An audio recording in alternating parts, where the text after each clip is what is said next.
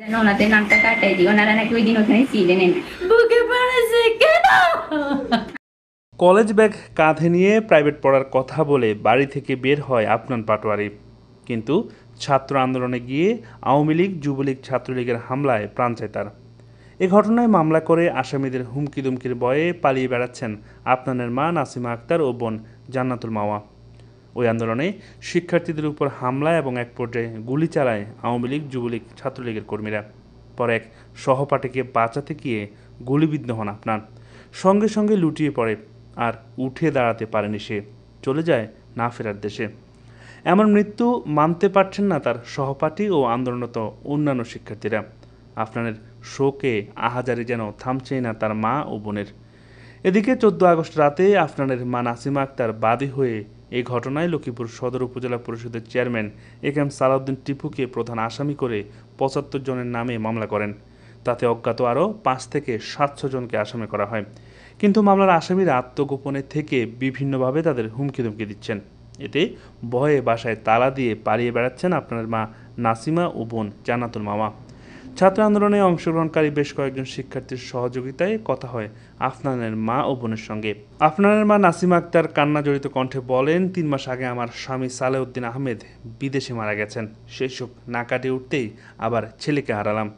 তারা আমার মেধাবী ছেলেকে গুলি করে মেরে ফেলেছে। আমরা মামলা করেছি। এখন বিভিন্ন মোবাইল ফোন নাম্বার থেকে আমাদের আত্মীয় স্বজনদের মামলা তুলে নিতে হুমকি দিচ্ছেন। এমন পরিস্থিতিতে কার কাছে যাব আমরা? ছেলের জন্য সরকারের কাছে রাষ্ট্রীয় মর্যাদার দাবি জানান তিনি। তাদের দেখার মতো আর কেউ নেই বলেই অচেতন হয়ে পড়েন নাসিমা।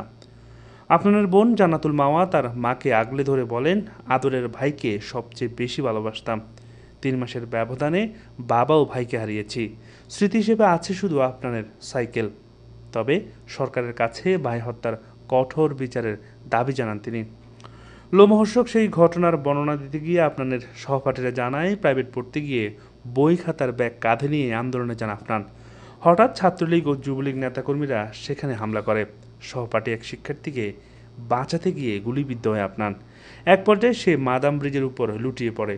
পরে তাকে উদ্ধার করে সদর হাসপাতালে পাঠানো হয়। সেখান থেকে ঢাকায় নেওয়ার পথে আফনানের মৃত্যু হয়। নিহত আফনান লক্ষ্মীপুর ভিক্টোরিয়া কলেজ থেকে এবার এইচএসসি পরীক্ষার্থী ও লক্ষ্মীপুর পৌর শহরের বাস টার্মিনাল এলাকার আরমানি মিজি বাড়ির বাসিন্দা ছিল।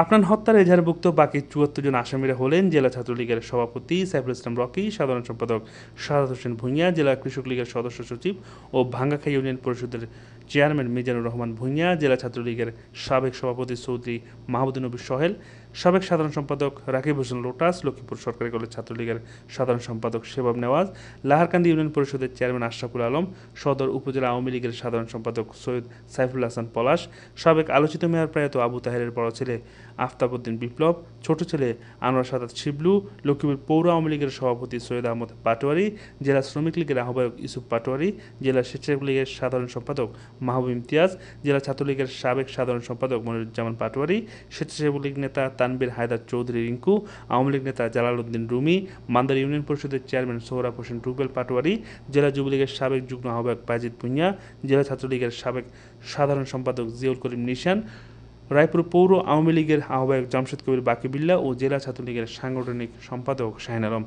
প্রসঙ্গত, 4 আগস্ট শিক্ষার্থীদের আন্দোলনে গিয়ে লক্ষ্মীপুর মাদাম ব্রিজ এলাকায় গুলিবিদ্ধ হয়ে মারা যায় আফনান।